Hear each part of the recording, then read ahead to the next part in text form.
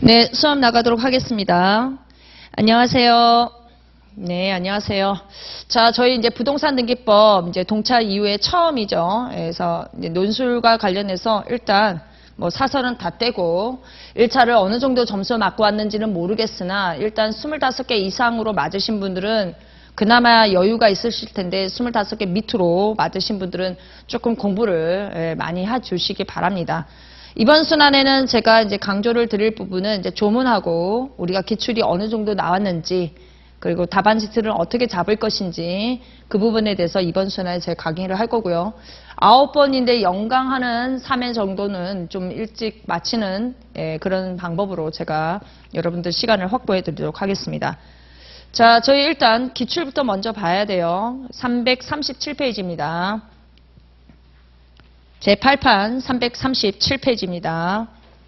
자, 법무사 시험을 보시게 되면 이게 제가 그 동차 때 쓰던 교재예요. 동차 때. 그래서 작년에 2023년 문제는 여기에 표시가 안 돼 있습니다. 그러나 우리가 이제 작년의 문제는 일단 이제 신청서가 이제 문제가 될 것이기 때문에 신청서만 좀 고민을 하면 될 것 같고, 잘 생각해 보면 논술에 나왔던 최근에 논술에 나왔던 것은 신청서로 가기도 하고요.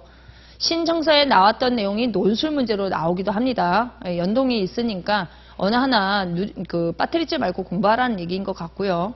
그래서 일단 논술 한번 보도록 하겠습니다. 제1회 1992년도에 보시면 가등기에 의한 본등기 절차가 나옵니다. 50점이라는 것은 이런 것은 이제 옛날 통문제인데 우리가 가등기 같은 경우는 가등기가 어느 경우에 하는 건지 가등기 종류가 무엇인지 가등기가 있게 되면 이 가등기가 단순하게 가등기권자가 한 사람일 수도 있겠지만 수인일 수도 있죠. 1차 했을 때 제가 1차생들한테 항상 말씀드리는데 1차 합격하고 나면 1차 교재 버리지 말라고 하거든요. 왜 버리지 말라고 하냐면 이런 거 공부하다 보면 이제 슬럼프 와요. 등기법 같은 경우는 정말 짜증나거든요. 외울 거는 많은데 외워지지 않는 게 또 등기법이에요. 그러면 제가 이제 공부를 하는 방법은 뭐냐? 객관식을 풀어라. 차라리 지문으로. 반복해서 눈으로 봐라. 기억이 안 나면. 그러면 이제 본시험장 가면 그래도 어느 정도 기억이 가물가물하지만 나거든요. 그래서 민법도 마찬가지고 여기 나오는 부동산 등기법은 저희가 1차가 있잖아요. 1차 교재 버리지 말고 내가 공부가 안 된다. 복습이 잘 안 된다. 그럼 보는 거예요. 그 책을. 예. 그러면서 이제 공부에 이 힘을 올려서 그 다음에 교재를 보시면 돼요. 1차는 익숙하시잖아요. 교재가. 예. 그래서 1차 마무리했던 교재들 버리지 말라고 하거든요. 결국은 마무리 교재에서 봤던 내용이 논술로 쓰시는 거예요. 여러분들이. 그것을 문장으로. 계속 보는 방법이 제일 좋아요. 자, 가등기가 생각해보면 가등기권자가 한 명 있을 수도 있겠지만 여러 명일 수도 있잖아요. 그럼 어떻게 본등기를 할 거냐? 등기 권리자, 등기의무자. 가등기가 격려되고 난 다음에 소유자가 바뀔 수 있죠. 그때는 누가 등기의무자냐 이런 논점들이 주로 많았단 말이에요. 그 다음에 가등기에 기한 본등기 할 때는 중간에 끼어있는 등기들은 다 어떻게 정리를 해더냐 뭐 이런 부분들이 전체적으로 목차로 나와야 되겠고 그런 부분들이 지금 현재도 시험에 나오고 있습니다. 그런 부분들도. 그래서 가등기에 기한 본등기는 가등기는 뭐예요? 예비등기고 본등기는 종국등기란 말이에요. 그래서 물권 변동 효력이 어느 시점이냐 가등기 효력은 뭐냐 뭐 이런 것들을 이제 서술해 주는 겁니다. 자, 2회 보시면 말소회복 등기가 나옵니다. 말소회복 등기는 최근에 안 나오다가 최근에 한번 나온 적이 있어요. 조그만 선언점으로. 말소회복 등기는 일단 말소된 것을 살리는 거잖아요. 그렇죠? 그래서 부적법 말소됐다는 걸 살리는 거, 그 조문과 관련해서 믹스를 쓰는데 문제는 이 말소된 등기가 소유권 이전 등기인 거냐, 말소 등기가 제한 물건이냐에 따라서 우리가 표현을 조금 달리를 해야 된다는 것들. 그래서 등기의무자가 누구냐 뭐 이런 것들을 좀 고민을 해보셔야 되겠고 말소회복 등기를 하는 이유를 잘 고민을 좀 해보셨으면 좋겠습니다. 이 부분은 지금 현재 신청서는 안 나왔어요. 말소회복 등기는 신청서는 안 나왔고 논술은 나왔습니다. 그래서 만일에 시험에 가시게 된다면 말소회복 등기는 신청서를 조금 연습을 해보는 게 좋지 않을까. 개인적으로 좀 생각해 봅니다. 여기는 이미 논술이 한 번 정도 터졌으니까. 제3회 공동신청주의가 나오죠. 뭐 그런 거는 이제 기본적으로 공동신청이고 단독 신청하는 경우, 직권으로 하는 경우 조금 고민을 해보셨으면 좋겠고 제4회 가보시면 아주 경정등기는 굉장히 중요하죠. 우리 1차에서 경정등기가 어디가 제일 중요하던가요?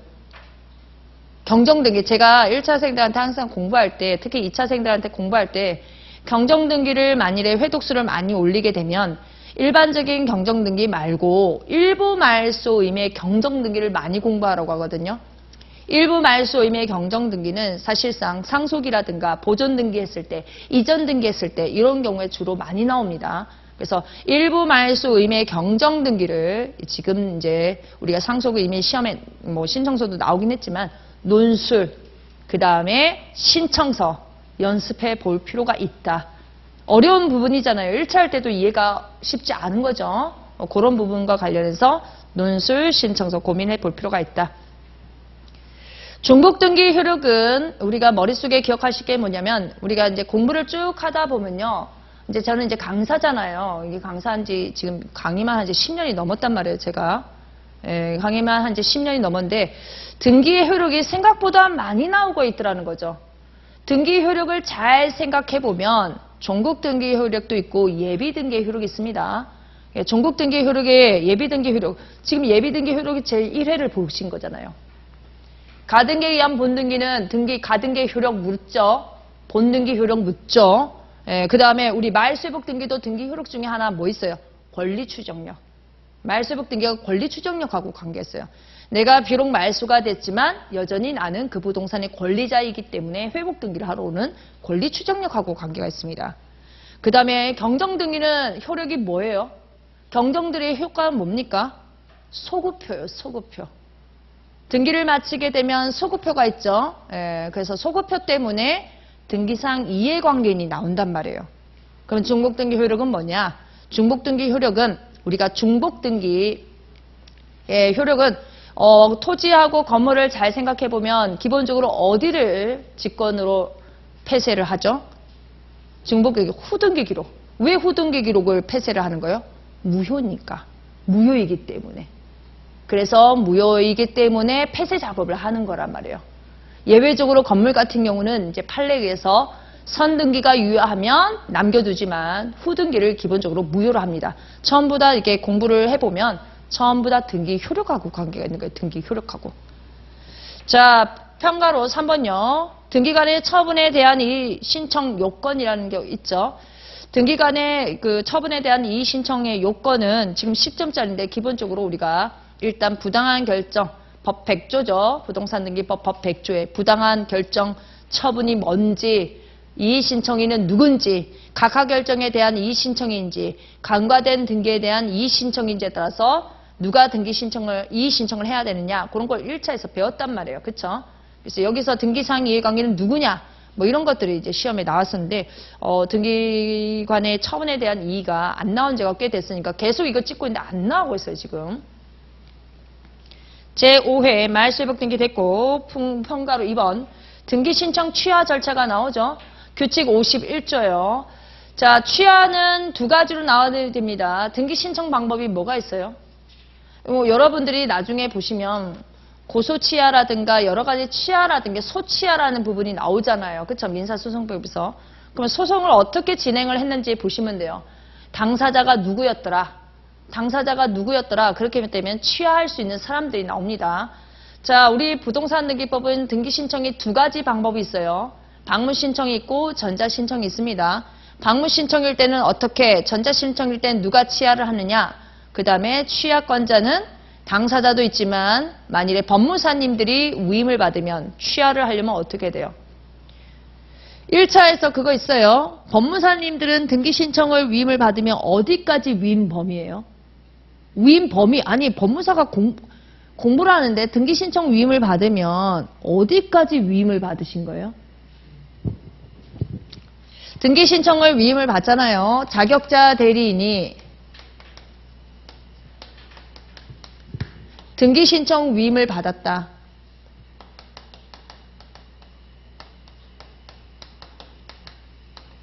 등기 신청 위임을 받으면 첫 번째 등기 신청서 작성을 해야 되겠죠. 등기 신청서 작성을 하고 제출 행위가 있겠죠. 그 다음에 두 번째 저희 보정도 가능해요. 세 번째는 뭐예요? 등기필 정보 수령해야죠. 등기필 정보 수령까지가 저희 권한이에요. 그러면 그 권한 외에 나머지 취하, 복대리 선임. 1차에서 교재 보셨을 거예요. 복대리 선임은 뭘 받아오라고 했어요? 특별수건 받아오라고 하잖아요. 특별수건을. 그쵸? 그러면 범위는 여기까지만 해요, 저희가. 그럼 취하하려면 법무사님은 특별수건에 대한 논점을 분명히 거론을 해야 되는 겁니다. 위임장에는 당연히 저 두 개가 콱 찍혀 있어요. 미리. 콱 찍혀 있습니다. 예, 그래서 우리가 위임 범위도 모르고 그렇게 민법에는 대리권의 범위는 그렇게 공부를 하시는데 법무사가 등기신청 위임하는 데는 범위가 어디까지를 고민을 안 하고 저희가 막 한단 말이에요. 그래서 요 범위를 그래서 요거와 관련해서 이제 그런 문제들이 터지는 거죠. 제6회요. 대위에 의한 등기가 나오죠. 대위에 의한 등기는 최근에 상속 등기를 대위로 하는 것들 근저당하면서 임의경매로 들어갈 때 대위 논점이 생각보다 최근에 많이 나왔습니다. 자, 가처분 가압류 파트에서 압류 파트에서 대위 상속 등기가 굉장히 많이 나와요. 가처분 행위는 우리가 피상속인과 원인 행위를 했느냐, 피상속인과 원인 행위를 하지 않았느냐에 따라서 대위 상속 등기 여부가 달라지죠. 1차에서 배웠던 거. 잘 생각해 보세요. 어느 경우에 대위 상속 등기예요? 피상속인과 원인 행위했던 거는 대위 상속 등기 안 하고 바로 갑니다. 근데 상속인과 원인 행위를 하면요. 해야 되겠죠. 왜냐하면 처분 행위를 누가 했으니까, 원인 행위를. 상속인이 했으니까. 가압류는 어떻게 했어요? 가압류는 피상속인이 채무자냐 상속인이 채무자냐 가리지 않아요. 무조건 대위 상속 등기하고 합니다. 수용은 어떻게 했어요? 1차에서. 피상속인 명의로 남아있는 부동산이 수용이 됐습니다. 그러면은 상속인이 지금 뭐 이렇게 보상금 받겠죠? 그럼 저희가 기본적으로 수용은요. 피상속인 명의에서 상속인 명의로 넘어갔다가 상속인 명의에서 사업시행자 명의로 갑니다. 대위 상속 등기 논점이 있어요. 그래서 그런 부분들이 지금 최근에 가압류, 가처분 파트에서 다 나왔어요. 예, 대위 상속 등기가 은근히 많이 나오고 있었어요. 근데 우리가 대위 상속 등기가 아니라 가압류 가처분에 필꽂히니까 대위 상속이 안 보이는 거예요. 대위 상속이. 그래서 대위 논점이 생각보다 많이 나온다. 등기사항에 대해서 약술하시오 이런 것은 이제 우리가 법 29조 2호하고 규칙 52조 등기할 사항이 뭐냐 법률의 규정이 있잖아요. 등기사항은 법정주의란 말이에요. 그러면 등기사항에 임의적 기재사항, 필수 기재사항 떼고 할 수 있는 거 없는 거 있었죠. 만일에 등기할 것이 아닌데도 불구하고 등기를 하게 되면 법 29조 2호예요. 각하 구체적으로 알고 싶다. 그럼 규칙 52조를 쫙 쓰시면 돼요. 이것은 등기사항이 아니다. 예, 등기사항이 아니다. 규칙 52조는 1차, 2차 다 중요합니다. 1차, 2차 다 중요해요. 규칙 52조. 1차 할 때 열심히 공부하라고 했어요. 규칙 52조는. 거기 있는 것들이 전부 다 6호, 7호, 8호 너무너무 중요한 것들이에요. 거기 보시면 3호도 보이시나요? 3호. 3호 그런 것들, 4호 이런 것들 눈으로 보셔서 그런 걸 자꾸 눈에 밟아놔야 돼요. 이게 강론에서 계속 나온단 말이에요. 강론에서. 하나 둘씩. 그래서 규칙 52조는 2차 할 때도 열심히 공부해 둘 것. 그래서 제가 강론하면서 하나씩 거기에 불 거예요. 7회 가보죠. 7회. 등기 원인을 증명하는 서면이 나오죠. 등기 원인 서면이 나오면 나는 어떻게 쓸까? 이런 것도 준비하셔야 돼요. 1차 할 때는 등기 원인 증서에는 뭐가 있어요? 각종 계약서와 상속이면 뭐 이런 거 하잖아요. 거기까지 여러분들이 쓰면 안 돼요. 거민 같은 논점도 얘기를 해야 되겠고 그쵸? 등기 원인 증서가 매매 계약서면 뭐도 내야 돼요. 1차에서 부동산 거래 신고 필증 그쵸? 매매 계약서를 등기 원인 서면으로 해서 부동산 거래 신고하고 거래 신고 필증 내고 또 뭐가 있냐면 저희 조문 규칙 59조 가보세요. 규칙 59조. 조문 갖고 해야 돼요. 교재 갖고 하지 마시고 조문은 기본이에요. 규칙 59조 보세요. 자, 59조에 보시면 첨부서면에 원본 환부 청구가 보이고 그 다음에 66조요. 66조. 규칙 66조. 원인 증서 반환 문제도 터져요. 그래서 내가 원인 증서를 뭘 써야 되겠지 모르겠다. 파떡 기억이 안 난다. 그러면 거민 얘기하고 부동산 거래 신고 필증 얘기하고 각종 서류와 원본 반환 청구가 가능한 건지 원본을 등기관이 돌려주는 서류인 건지 그런 것들 얘기하고 원본을 내야 돼요. 등기 원인 증서는 무조건 원본이에요. 그러면 이거와 관련해서 대위 등기할 때도 대위 원인 증서 넣죠. 그것도 등기 원인 증서잖아요. 예, 대위 원인 할 때는 원인 증서 내야 되죠. 대위 원인 증서 그것도 원인 증서잖아요. 대위 등기 원인 증서. 그런 것들을 이제 하나둘씩 얘기하는 거예요. 그런 것들을. 그래서 조문 가지고 남들과 다르게 내가 뭔가 더 외워야 되겠다가 아니라 조문에서 원인 증서를 어디서 봤더라? 그걸 가지고도 섞어 쓸 줄 알아야 돼요. 왜냐하면 주관식이란 건 살짝 오픈되어 있잖아요. 등기법은 특히 더 오픈되어 있단 말이에요. 저런 문제가 나오게 되면. 얼마 전에 인감증명 이런 걸 쓰라고 그러면 어떻게 쓸 거냐 뭐 이런 논점들도 제가 이제 막 던질 거예요. 논술 시험 볼 때. 도면은 어떻게 제출할 건가요? 예, 도면을 1차에서 막 열심히 우리가 눈으로만 보고 말았잖아요. 예, 그런 것들 서류 어떻게 제출할 거냐. 원인 증서는 이제 한번 생각해 보죠. 우리 원인 증서는 전자신청이면 어떻게 내고 방문신청이면 어떻게 내야 돼요? 원인 증서면은 당연히 전자신청이면은 스캔 떠가지고 제출 송부하는 방법으로 그렇죠? 예, 그런 것들도 이제 고민을 하면서 예, 생각하시면 돼요. 원인 증서는 언제 반환받아요? 등기 끝나고 말고 또 있죠. 취하, 각하 뭐 이런 부분들 그런 것들도 좀 생각을 해주시면서 가는 거예요. 뒤로 8회 가겠습니다. 8회. 판결에 의한 등기 신청요. 판결에 의한 등기 신청은 이것만 나오지 않아요. 요즘에 봤더니 가처분하고 섞여서 나오더라고요. 가처분하고. 판결에 의한 등기는 잘 생각해 보시면 일단 판결의 종류를 언급하면서 판결 등기의 요건이 있어야 되겠죠. 뭐 이행 판결, 확정 판결일 거, 그 다음에 판결된 날로부터 몇 년 이런 거 필요 없고 또 뭐 있어요? 판결에 준하는 것들, 그런 것들 해야 되잖아요. 예, 그런 것들을 막 써주면서 하셔야 되는 거예요. 판결에 의한 등기는 사실 부동산 등기법 23조 4항을 가보세요. 4항. 이행 판결, 형성 판결에 관련된 조문이죠. 그걸 가지고 이제 쓰시되 주로 이제 제가 외우라는 부분은 신청입 파트를 잘 봐둬야 돼요. 승소한 등기권리자, 승소한 등기무자가 누군지, 공유물 분할 판결일 때 등기권리자, 등기무자가 누군지, 원고 피고 말고 제3자가 등기를 신청하는 방법 있죠. 원고 피고 아닌데도 불구하고 제3자가 등기를 신청하는 경우, 승계집행문 받은 사람들. 또 누구 있어요? 채권자 대위 소송에서 채무자, 원고 피고도 아닌데 할 수 있는 사람. 요즘에 시험의 트렌드는 승계집행문, 집행문을 좋아해요. 승계집행문 파트, 민사소송법 배우니까 그런 부분들 승계집행문과 연결해서 여기를 어떻게 엮을 것이냐.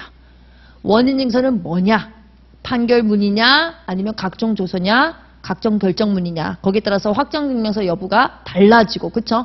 지금은 여러분들이 1차 했던 거 기억나게끔 하는 거예요. 제가 등기원인과 연월일 이행 판결일 때는 어떻게 쓰고 형성 판결일 때는 어떻게 쓰고 이런 것들 잘 기억하셔야 돼요. 이행 판결일 때는 어떻게 써야 돼요? 판결 주문에 있는 대로 그쵸? 주문에 없으면 확정 판결이 등기 원인, 판결 선고일이 등기 원일자였어요. 그쵸? 기억을 더듬는 거예요. 지금 이 시간은. 형성 판결일 때 공유물 분할은요. 등기 원인이 공유물 분할. 그 다음에 판결 확정일. 이혼하면서 하는 제3 분할은요. 얘네는 제3 분할이 등기 원인, 심판 확정일이 등기 원인일자는 거 열심히 공부하는데 신청서 가서 딴소리 하고 있더라고요. 보니까. 예, 신청서 가서 날짜 주어지면 날짜를 잘 잡아야 돼요. 날짜를. 신청서에서 딴소리 하고 있으면 안 된다고요. 그런 게. 취득시효 완성을 원인으로 한 소유권 이전 등기는 등기 원인일자가 뭐예요? 원인과 원인일자는 뭐예요? 별다른 거 없어요. 아까 이행 판결 했잖아요. 이행 판결. 그대로 가면 돼요. 이행 판결. 주문에 기재됐으면 주문에 기재된 대로. 없으면 확정 판결, 판결 선고일. 예. 취득시효를 누가 협의해갖고 오는 사람이 어디 있어요? 취득시효 완성을. 전부 다 소송사건이에요. 소송사건. 말소회복 등기요. 아까 말소회복 등기 같은 경우도 판결이란 말이에요. 회복 등기 절차를 이행하라. 이행 판결이에요. 똑같아요. 이행 판결일 때도 말소 판결일 때도 똑같습니다. 그걸 가지고 여러분들이 이제 신청서하고 논술을 쓰셔야 되기 때문에 기틀을 잘 잡아서 가주시면 되겠어요.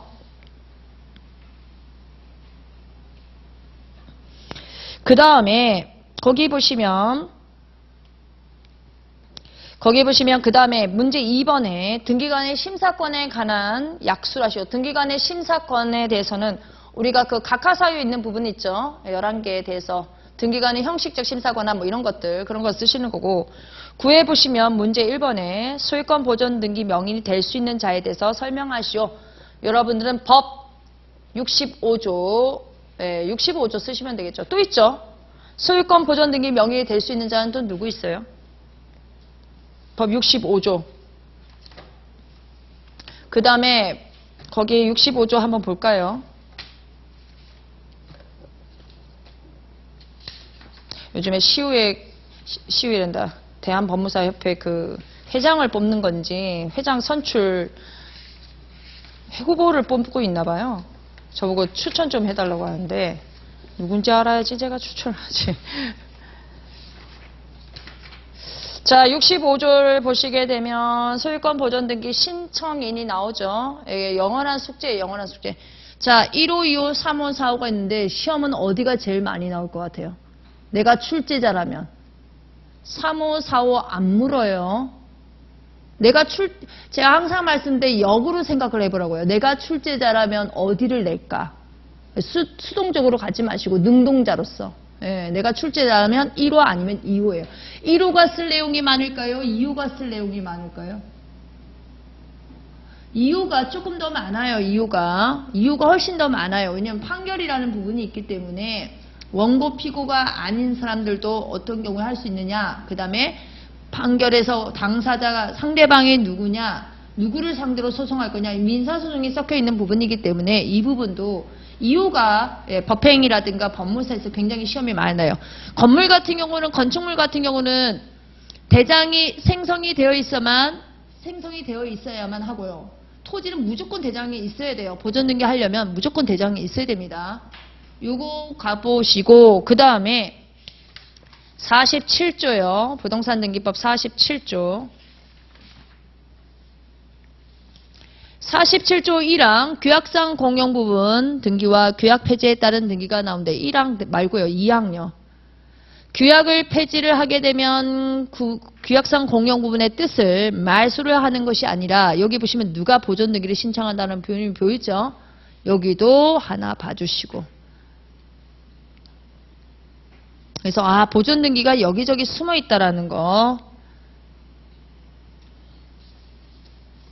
그래서 그런 부분을 이제 저희가 하는 거죠.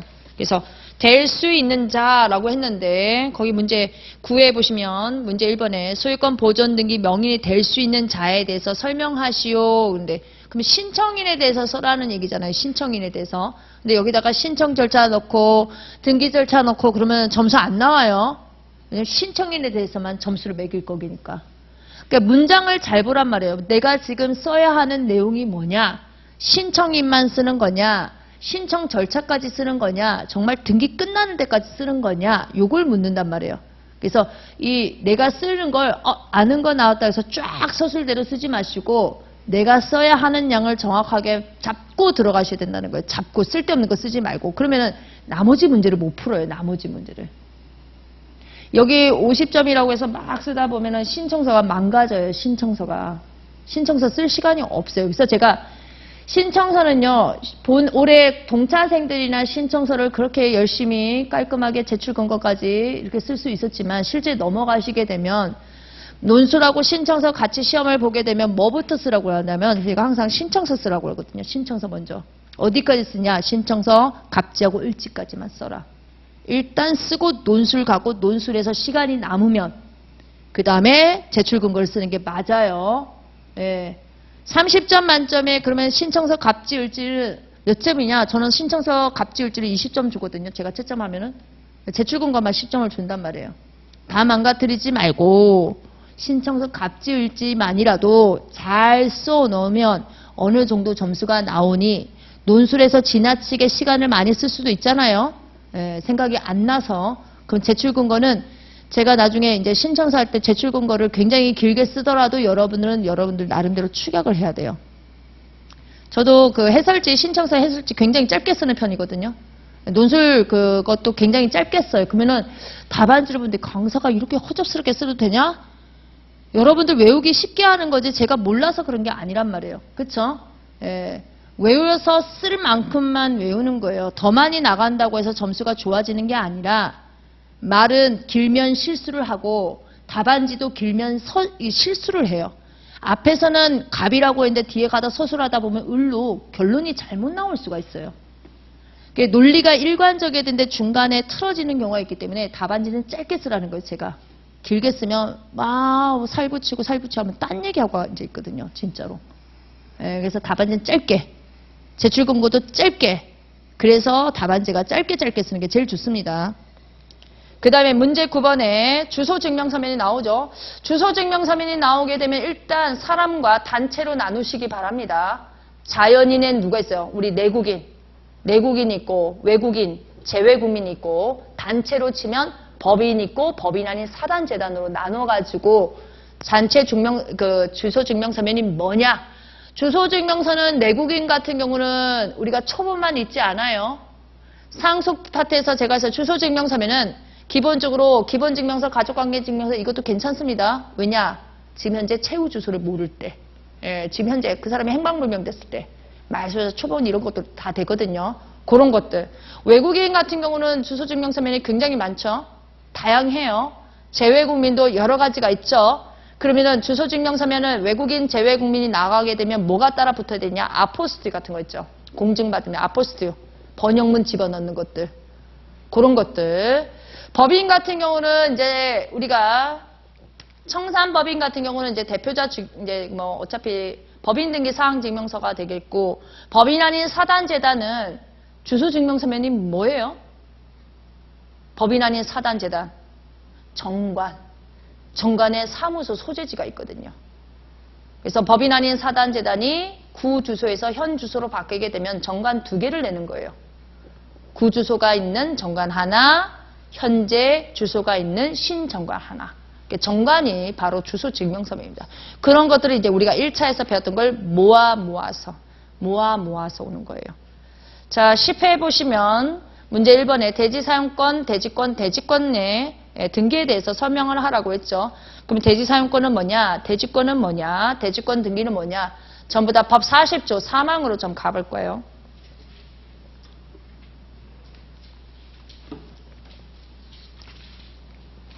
대지사용권하고 대지권 등기는 좀 달라요. 대지권 등기는 뭐고 대지사용권은 뭐예요? 대지사용권이라는 것은 토지에 관한 권리예요. 토지를 사용할 수 있는 권리예요. 풀어 쓰시면 돼요. 무엇을 위해서 토지를 사용하는 거예요? 집합건축물. 집합건축물이라고 해야 돼요. 일반 건물에도 여러 가지가 있잖아요. 그렇죠? 그래서 집합건축물을 흔히 말해서 구분건물이라고 하셔도 돼요. 구분건물을 소유하기 위하여 대지에 가지는 대지를 사용할 수 있는 권리가 바로 대지사용권입니다. 그럼 대지권은 뭐냐? 조문에 있어요. 조문에. 법 40조 사망을 보세요. 40조 사망에 보시면 구분건물의 집합건물 소유 및 관리에 관한 법률 제2조 제6회 대지사용권으로서 건물과 분리하여 처분할 수 없는 것, 이거를 대지권이라 합니다. 구분건물에서 대지사용권으로서 건물과 분리 처분할 수 없는 것을 대지권이라고 한다고요. 이것을 어디다가 등기하며 구분건물 표제부에 등기를 하게 되면 그게 바로 대지권 등기입니다. 그래서 요거 가지고도 우리가 충분히 의의와 의미를 잡아낼 수 있어요. 그것도 하나의 그거죠. 그래서 사항에 보세요. 사항. 뭐라고 표현했어요? 등기관이 제 사망에 따라 대지권 등기를 하였을 때는 그 사망은 뭘 얘기하는 거예요? 대지권 등기를 얘기하잖아요. 대지권 등기. 대지권 등기는 건물 등기로 하죠. 사망에 보시면 일동 건물 표제부 내용도 나오고 전유 부분 등기록 표제부라는 내용이 보이십니까? 대지권 등기는 어디 한다? 건물 표제부에 한다고요. 구분 건물 표제부에. 눈에 보이십니까? 그래서 1차 할 때도 여기 조문 되게 많이 봤어요. 2차생들은 이 조문이 대지권 등기의 스타트 조문이라고 보시면 돼요. 대지권 등기 스타트. 그래서 대지 사용권이라는 의미, 대지권이라는 의미, 대지권 등기라는 의미가 이 사망에 다 쓰러져 들어가 있다. 자, 평가로 2번 미등기 건물의 처분 제한 등기에 대해서 약술하시오. 법 66조 얘기하는 거죠. 9회에서 보존 등기를 건드렸으니 10회에서 보존 등기를 안 건드릴 줄 알고 있었잖아요. 그렇죠? 그래서 9회 문제 1번은 신청에 의한 보존 등기를 말하고 10회 문제 2번은 직권 보존 등기에 대해서 얘기를 하는 겁니다. 그래서 직권 보존 등기는 언제 하는 거예요? 왜 우리가 법무사님들이 이제 공부를 하실 때 이거를 왜 할까도 먼저 좀 생각해 보셨으면 좋겠어요. 직권 보존 등기를 하려면 우리 채무자가 소유권 보존 등기를 할 수 있는 사람이에요. 그쵸? 전제 조건은 그거예요. 소유권 보존 등기를 하는데 이 사람이 보존 등기를 안 해요.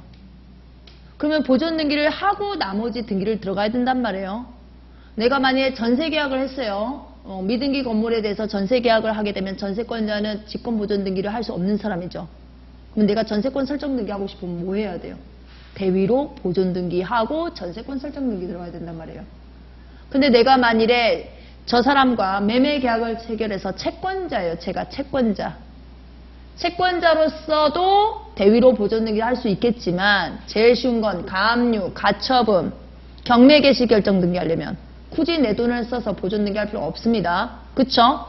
요 처분 제한 등기만 돈 내면 등기소에서 일정하게 집행법원에서 일정하게 심사를 한 다음에 등기소로 뭘 보내요?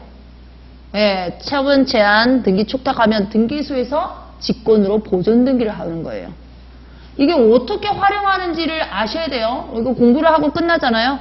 그러면 내가 대위 보존을 하는 게 우리 의뢰인한테 효력이 좋은 건가? 흔히 말해서 가성비 있는 건가? 아니면 직권 보존 등기를 하는 방법으로 가야 우리 의뢰인에게 가성비가 있는 거냐? 판단을 잘 하셔야 돼요. 판단을. 예. 서울에서 대위로 보존 등기한다는 건 정말 돈이 많이 드는 거예요. 취득세 대위 보존 등기하면 취득세 누가 내요? 누가 내요? 취득세를. 그렇죠. 대위 채권자. 우리 채권자가 돈이 없대요. 그럼 대위로 들어가면 안 되잖아요. 그렇죠? 우리 금전 채권자가 돈이 없대요. 내가 그 돈 있으면 이 돈을 받아내겠냐. 그러면 우리가 할 수 있는 방법은 이 사람이 가압류 결정을 받으면 직권으로 보존 등기하고 가압류 들어갈 수 있게끔 또는 가처분 결정 받아서 직권으로 보존 등기할 수 있게끔 우리가 어떻게 컨설팅을 할 거냐와 굉장히 관계가 있기 때문에 왜 보존 등기를 직권으로 하는지 대위로 하는지 포인트를 잘 잡으셔야 되는 거예요. 네, 그래서 이런 경우는 이런 경우로 하면서 어떤 경우로 하느냐 나는 그럼 서류를 어떤 걸 해야 되는 거냐 사안이 뭐가 되는 거냐 그런 거하고도 관계가 있기 때문에 대위 보존 등기로 가는 것보다 직권 보존 등기 방향으로 털어주는 게 가성비가 있겠죠. 예, 공부하는데 여기서 학문을 파고 있으면 안 돼요. 의뢰인한테 어떻게 제일 적합한 컨설팅을 할 것이냐 그걸 생각을 하게 되면 이게 눈에 보여요. 11회 보세요. 문제 1번에 보시면 등기 신청서의 첨부 서면 중 옛날에는 이게 첨부 서면을 굉장히 많이 물었네요. 그렇죠? 그럼 우리도 시험이 충분히 나올 수 있다. 자, 등기원에 대한 제3자 허가 동의 승낙을 증명하는 서면에 대해서 설명하시오. 규칙 46조 1항 2호 가보세요.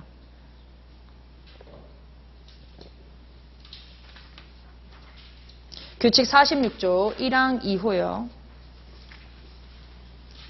자, 1호에 보시면 원인 증서에 대해서 아까 한번 시험에 나왔고 2호에 보시면 아까 그리고 또 주소증명서면도 나왔죠. 주소증명서면 한번 볼까요? 주소증명정보에 대해서 써봐라. 그러면 6호 한번 보세요.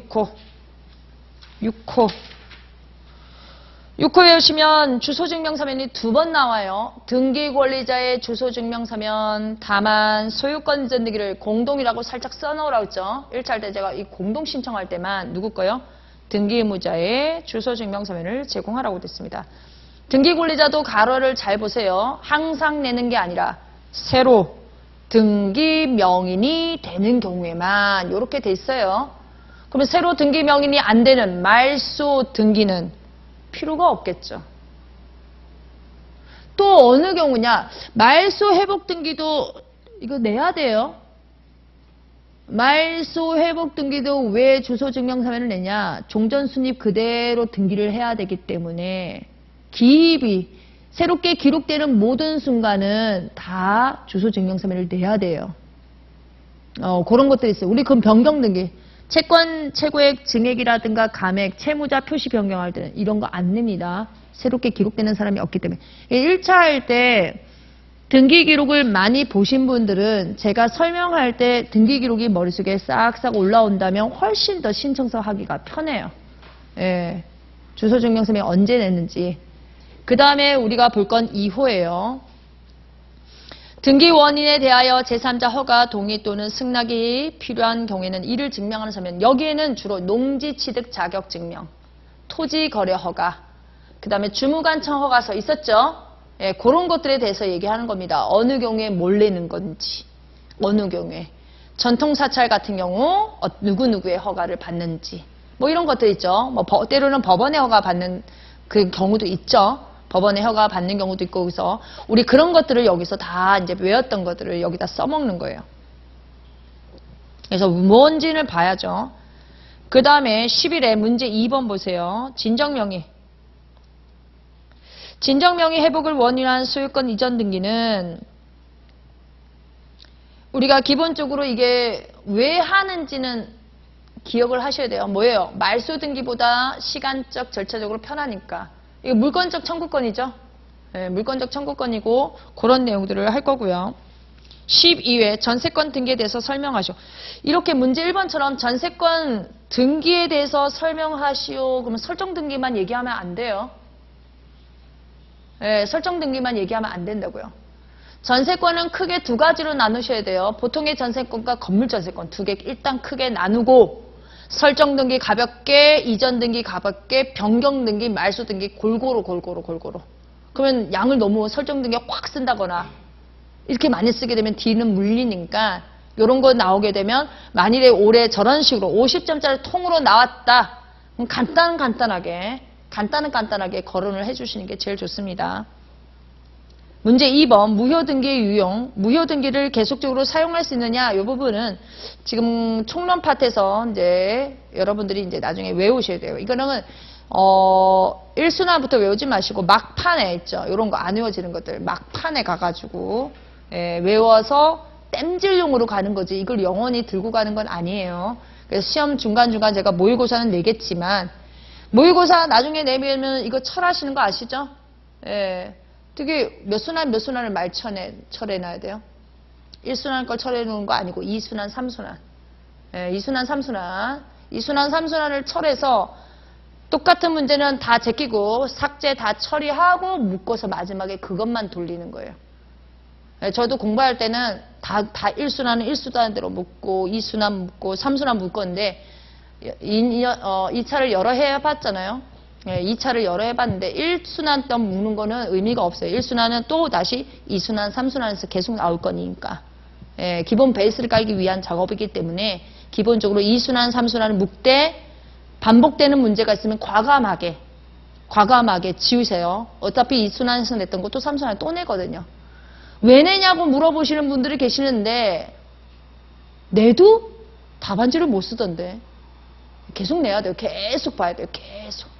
계속 봐야 되기 때문에 2순환, 3순환 묶어야 돼요. 모든 과목은 똑같아요. 2순환, 3순환 스프링으로 묶어서 겹치는 거 확 과감하게 삭제 처리하시고 엑기스 보고 그 다음에 기출 보시고 교재 보시고 하면 돼요. 모의고사는 계속 보셔야 돼요. 자, 문제 13회 공유물 분할에 따른 등기 절차에 대해서 설명하시오. 공유물 분할은 크게 두 가지로 나누셔야 돼요. 협의에 의한 분할과 그쵸? 재판상 분할로 나누시면 됩니다. 자, 공유물 분할은 한 필지 가지고 나누는 경우도 있고 여러 필지를 두 필지를 두 사람이 공유하고 있을 때 한 필지씩 가져가는 방법도 있죠. 그럼 한 필지를 가져갈 때는 대전제 조건은 뭐예요? 한 필지를 쪼개야 되니까. 대장 분할해서 분필 등기하면서 지분 이전 등기 방식. 공유물 분할하고 비슷한 것도 뭐가 있어요? 구분 소유적 공유관계. 구분 소유적 공유관계는 공유물 분할하고 달라요. 왜냐면 제가 지금 미리 땡겨 얘기하는데 우리 어디로 가시냐면 340페이지 22회 문제 22회 문제 1번에 4점 보세요.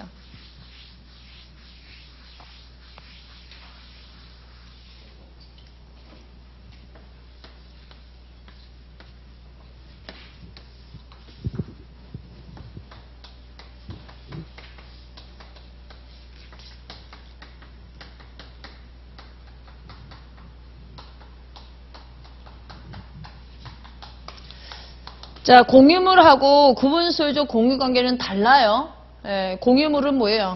이 사람들이 여기에 갑하고 을이 2분의 1이면 갑, 을이 전부 다 이 토지에 대해서 다 사용할 수 있는 걸 저희가 오리지널 공유물이라고 하는 거고, 만일에 갑이 2분의 1, 을이 2분의 1, 그런데 등기는 이렇게 됐지만 내부적으로요.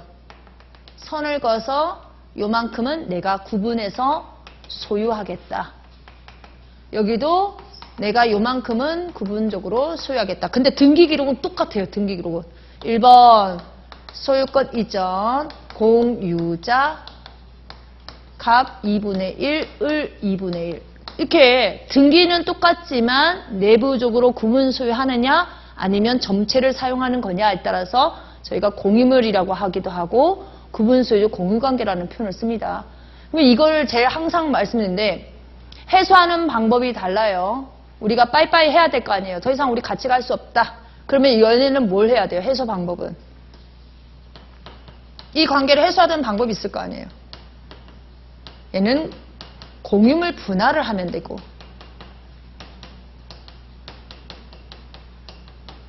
얘는요 상호 명의신탁 해지를 하는 방법.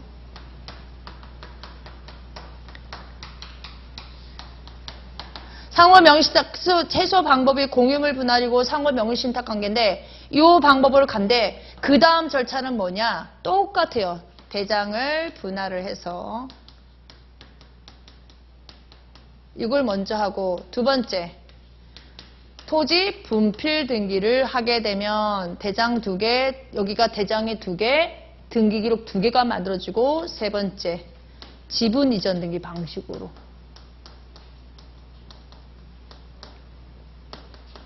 똑같아요. 똑같아요. 단지 해소 방법이 다르다는 거.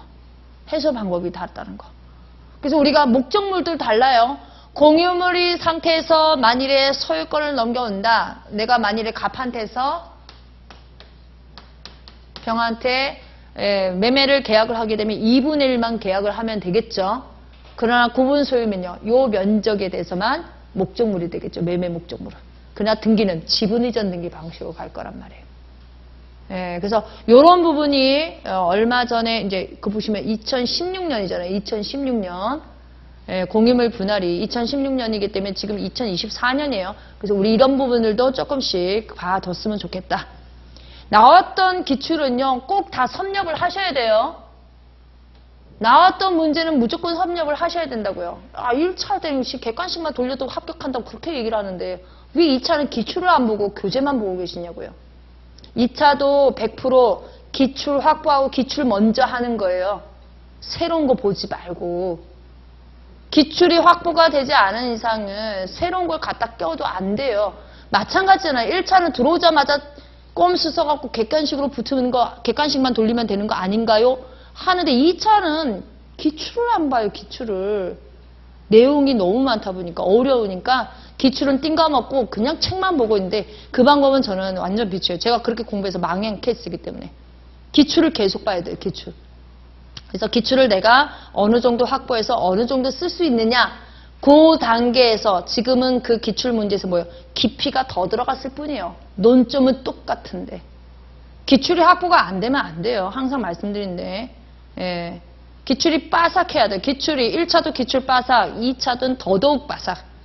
1차 합격했다고 해서 전부 다 1차생들은 야, 저 사람들 나갈라 얼마 안 남았는데, 근데 공부하는 우리는 나갈 수 있을까? 나갈 수 있을까? 1차 공부할 때는 2차생이 그렇게 부러웠는데, 와, 진짜 머리 터지는구나. 머리 쥐 안 나요? 머리에 벌레 기어 다니는 느낌 안 드시나요? 기출을 꼭 확보를 하셔야 돼요. 예, 그거는 기초를 꼭 확보를 하셔야 되는 겁니다. 자, 앞쪽으로 하셔서 우리 13회 338페이지 13회 문제 2번 보세요. 문제 일단 먼저 보시고 이게 뭔지 확인하시고요.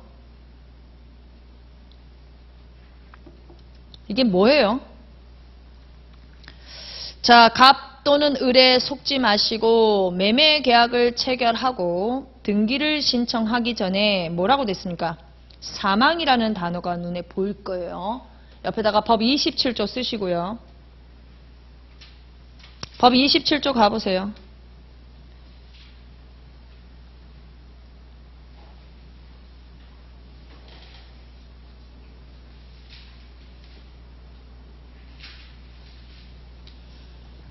법 27조 가보시면 포괄 승계에 의한 등기 신청이라고 해서 우리 1차에서 굉장히 많이 보던 문제고 1차에서 기출 질문들이 꽤 있는 부분이에요. 이건 뭐예요? 등기 원인 행위를 한 후에, 그쵸? 등기 원인 행위를 한 후에 사망이나 포괄 승계가 있는 경우에요. 그래서 등기 원인이 발생한 후에 등기 권리자 또는 등기 원인에 대하여 상속이나 그 밖에 포괄 승계가 있는 경우에는 상속인이나 그 밖에 포괄 승계인이 그 등기를 신청할 수 있다. 요게 바로 그거예요. 그러면 등기 원인이 매매면 이 조문은 단독 신청이라는 조문이 아니에요. 등기 원인이 매매면 돌아가신 분의 상속인과 뭐예요? 상대방이 공동 신청이고 등기 원인이 판결일 수도 있죠. 판결이면 판결한 쪽에서 사망했다. 승소한 사람이 사망하면 뭐예요? 등기 원인이 단독 신청 사건이니까 법 27조에 맞춰서 뭐예요? 그의 상속인이 단독 신청으로 가는 겁니다. 원인이 뭐냐에 따라서 이게 단독 신청이 될 수 있고 원인이 뭐냐에 따라서 공동 신청이라는 조문이지 이 그냥 사망만 하면 혼자 간다는 얘기가 아니에요. 예, 이거 오해하시는 분들이 계시더라고요. 이 원인 행위는 누가 한 거예요? 피상속인이 한 거예요? 상속인이 한 거예요? 피상속인이. 상속 등기하고 가는 거예요? 바로 가는 거예요? 바로. 그쵸? 피상속인 명의에서 매수인 명의로 바로. 매수자가 사망을 했을 때는 어떻게 해야 돼요? 매수자가 사망했을 때는 매수인의 상속인 명의로 바로 소유권이 넘어가는 시스템. 이거 신청서도 연습해 두셔야 돼요. 그럼 이게 법인일 수도 있잖아요. 법인일 수도 있고 상속일 수도 있고. 그러면 증명서면은 뭘 내야 되는 거냐? 그와 관련된 내용이다. 그래서 표현을 보실 때 꼭 단독 신청 같으나 아니라는 걸 전제조건을 먼저 이해를 하셔야 돼요. 등기 원인이 뭐냐에 따라서 이거는 단독 신청이 될 수도 있고 공동 신청이 될 수도 있다. 자, 그 부분이고요. 그래서 문제 2번 가보세요. 갑과 을은 갑의 소유인 부동산에 대해서 매매 계약을 체결했다. 그러나 소유권 이전 등기를 신청하기 전에 갑 또는 을이 매도인이 사망할 수도 있고 매수인이 사망한 경우 소유권 이전 등기의 신청인 및 첨부 서면. 지금 보시면 질문을 2개를 했어요. 신청인 쓰시고요. 첨부 서면 쓰세요 했는데 여기다 신청 정보 쓰고 그러면 안 된다고요. 등기 절차 쓰고 그러면 안 된다고요. 문장을 잘 보시라고요. 2차생들은 야! 앉는 거 나왔다 해서 쫙 쓰면은 점수 더 줄 것 같은데 내 손모가지만 아파요. 내 손모가지만. 그래서 정확하게 묻는 게 뭐냐. 그래서 일단 의의를 써주시면서 1점 의의, 2번 신청인, 3번 첨부서면 이렇게 들어가셔야 되는 거지 쓸데없는 거 쓰지 말라고요. 제발. 예. 멈출 줄을 알아야 돼요. 멈출 줄을. 14회 보죠. 14회 보시면 문제 1번 판결 등 집행권한에 의한 등기 신청에 대해서 설명하라고 50점짜리가 나왔는데 요거는 이제 나중에 요즘에는 이제 저런 식으로 안 나오지만 좀 끊어서 쓸 필요가 있겠고 문제 2번 보세요. 구분 건물의 전유 부분에만 설정된 근저당권이 실행이 되어 매각이 됐다. 거기 한번 보시고 우리 부동산 등기법 60조 사망 좀 볼까요? 사망. 법 61조 사망요. 61조 사망을 보시면 여기하고 거기하고는 달라요. 안 되는 거 아닌가? 이게 아니에요. 61조 사망에 보시면 대지권 등기가 된 구분 건물을 등기 기록에는 건물만에 대해서 소유권 이전 또는 저당권 설정 그 밖에 이유에 관련인 등기를 할 수가 없다라고 되어 있습니다. 그러면 문제에서 말하는 구분 건물의 전유 부분에만 근저당을 해서 설정된 근저당이 실행이 돼서 매각이 됐다는 것은 이 근저당은 대지권 등기 전에 근저당이 있다가 경매로 넘어간 거란 말이에요. 그쵸? 포인트를 잘 봐야 돼요. 지금 근저당권의 목적물은 뭐예요? 건물만이잖아요. 건물만. 그쵸? 구분 건물만. 이 근저당에 대해서 경매를 넘어갈 수 있죠? 그러면 경매 목적물이 뭐냐에 따라서 완전히 달라지겠죠. 경매 목적물이 건물만인 거냐 아니면 경매 목적물이 건물 말고 플러스 그 구분 건물이 가지고 있는 대지 지분권까지 대지권까지 같이 경매 목적물이냐 요기에 따라서 완전히 달라져요. 이거 얘기 있어요. 매각 허가 결정 정보원에 전유 부분과 대지권이 포함이 된 건지 포함이 안 된건지 그 다음에 대지권 등기 여부에 따라서 요게 또 달라지고 토지하고 건물하고 전유 부분은 갑소유인데 대지권은 을소유다. 이러면 어떻게 됐느냐 뭐 이런 것들이 얘기에 다 있습니다. 조조문하고 관계가 있고요. 분리처분 그 부분과 관련이 좀 돼 있어요. 요거는 나중에 한번 보면서 가실 거고 339페이지요. 15회 보시면 문제 1번 한번 보세요. 이거 어느 경우를 찾으면 될까요? 나이가 만일에 문제 1번처럼 직권말소 등기를 구체적으로 설명하시오 이렇게 했잖아요. 그럼 직권말소 우리 조문에서 어디 보셨어요? 법 58조를 한번 가보세요. 법 58조. 기준점을 잡아야 돼요. 기준점. 직권말소 조문이 어디 있더라. 그 조문을 끼고 법 58조 보이시죠? 그 다음에 법 57조 2항을 보세요. 법 57조 2항. 말소 등기하면서 등기상 이해관계인의 승낙서를 제공하잖아요. 그죠? 1항에서. 그러면 승낙서를 제공한 제3자 등기는 어떻게 됐어요? 직권말소. 58조 보이시고. 그 다음에 또 어디로 가시느냐? 저희 그쪽으로 가볼까요? 그쪽으로 어디 갔냐면 신탁등기요. 신탁등기.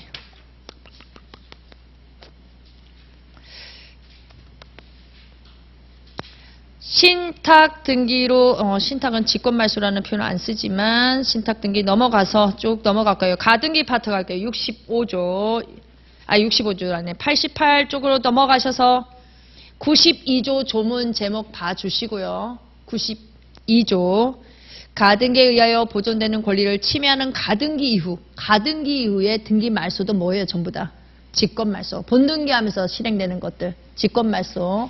여기 규칙 조문 되게 많아요. 여기 펼쳐보면. 그 다음에 넘어가셔서 94조 2항요. 94조는 가처분이에요. 가처분. 1항은 뭐고 2항은 뭐예요? 1항은 가처분 이후에 등기는 단독 신청 사건이고 2항은요. 당해 가처분 등기는 어떻게 말소? 직권 말소. 여기에 또 숨어 있고 수용 99조 4항요. 99조 4항에도 직권 말소. 수용으로 인한 소유권 이전 등기를 하게 되면 사업시행자 명의로 넘어가기 전에 여러 가지 등기를 직권으로 말소한다는 그 사항 조문이 있어요. 생각보다 여러분들 직권 말소 굉장히 많아요. 이런 부분들을 찾아서 특히 나오게 되면 법 58조 잘 얘기할 것. 그 다음에 가등기에 기한 본등기 파트 직권 말소 내용 되게 많죠. 그런 것들이 다 숨어 있어요. 그래서 만일에 나오게 된다면 나는 조문이라도 쓰겠다 이렇게 해서 자꾸 찾아보세요.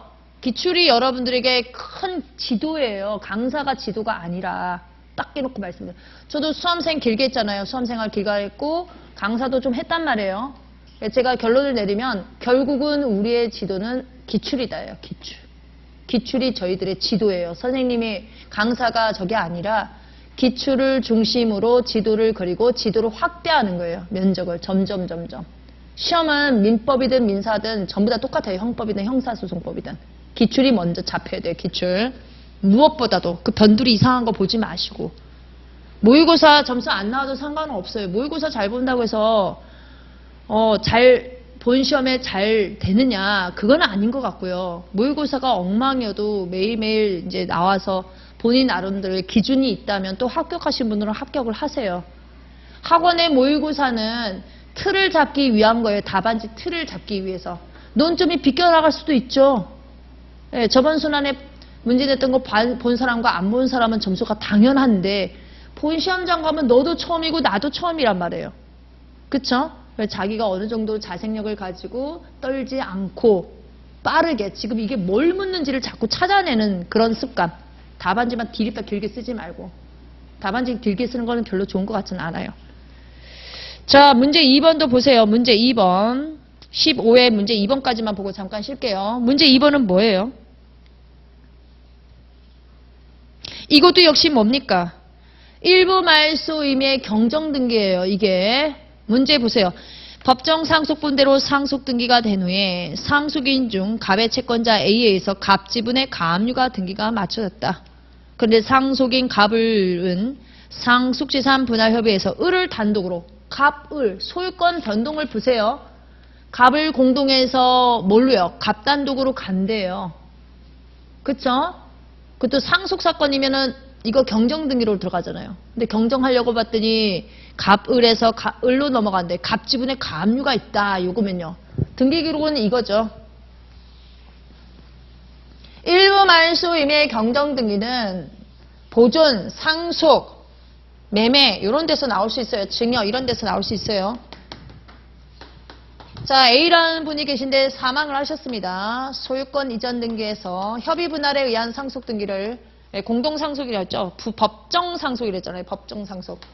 상속으로 등기를 하고 공유자 갑 2분의 1, 을 2분의 1로 등기를 마쳤어요. 근데 여기에 뭐예요? 3번, 2번 갑 지분 전부 가압류. 그래서 병이라는 사람이 가압류를 했다. 지금 뭐 하고 싶은 거예요? 이거를 협의를 해서 협의 분할에 의해서 누구 단독으로? 소유자 을로 바꿔주고 싶다잖아요. 자, 그러면은 법정상속에서 협의 분할을 하게 되면 여기 2-1번으로 저희가 들어가죠. 소유권 경정이니까. 2-1번, 2번 소유권 경정. 이거 등기 원인은 협의 분할이에요. 협의 분할에 의한 이렇게 안 들어가고. 그러면 요거 겹치잖아요. 요거 지워주고. 그 다음에 여기는요. 소유자 을로 들어가려고 봤더니 이거면은 두 개 등기하면 종전표시 말소한단 말이에요. 을까지 지웠는데 얘가 뭐가 있어요? 이게 있잖아요. 그럼 이거 어떻게 돼요? 말소 대상인 등기예요. 그러면 이거는 법 57조를 연상을 하셔야 돼요. 말소 대상인 등기를 기초해서 등기상 이해관계인이 존재를 하면 법 57조 1항에서 뭐라고 했습니까? 승낙을 받아야 한다라고 돼 있잖아요. 그럼 승낙서를 제공하게 되면 저 병은 어떻게 돼요? 2항 직권말소가 되는 거예요. 직권말소. 그럼 승낙서 주면 얘 지워주고 얘는요. 당연히 직권말소. 요 개념을 저희가 쓰는 거예요. 아, 이거 일부 말소 의미의 경정등기입니다. 저 가압류권자는 뭐다? 이 경정등기로 인하여 손해가 막심한 사람이죠. 경정등기 효과가 뭐라고 했어요? 소구표. 소구표. 처음부터 그러면 이 부동산은 갑을이 공유했던 거예요. 을이 단독이어야 되는 거예요. 을로 넘어갔기 때문에 아무것도 없는 지분에 그쵸? 가압류를 한 꼬라지니까 뭐예요? 빼내야죠. 빼야죠. 그게 일부 말씀에 경정등기 논점을 쓰라는 거예요. 거기 보시면 거기 지문을 보세요. 뭐뭐가 보여요? 첨부 서명과 등기 절차가 보이십니까? 첨부 서명과 등기 절차. 요 두 개만 쓰는 거예요. 요게 뭐다? 두 번째, 첨부 서면은 뭐다? 세 번째, 등기 절차는 어떻게 된다? 뭘 묻고 싶은 거예요? 이 경정등기고 종전표시 말소하면서 얘는 어떻게?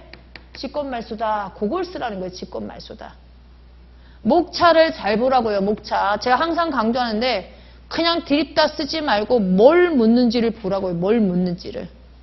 우리가 그게 안 됐어요. 그게 안 됐어요. 2차생들은 지금 질문의 요지를 모르고 막 예스 나오는 거 나왔어. 쾌제 막 부르고 하는데 아니에요. 그럴 때일수록 조심해서 잘못 보면 끝장이에요. 뭐 올해 2차 떨어지면 내년에 또 바로 2차가 1차 합격하는 줄 아는데 착각이에요. 생각보다 해거리 정말 많아요. 해거리. 조심하셔야 돼요. 티켓 받았을 때 훅 나가시기 바랍니다. 제발 좀. 티켓 받았을 때. 네, 뭐 늦으니 해갖고 뭐 인생 말년에도 하나 늦게 하지 그거 아니에요. 그러다가 병 걸리는 수가 있어요. 티켓 받았을 때 바로 나가는 게 제일 좋아요. 티켓 받았을 때. 그래서 문제가 뭘 묻는지를 먼저 볼 것.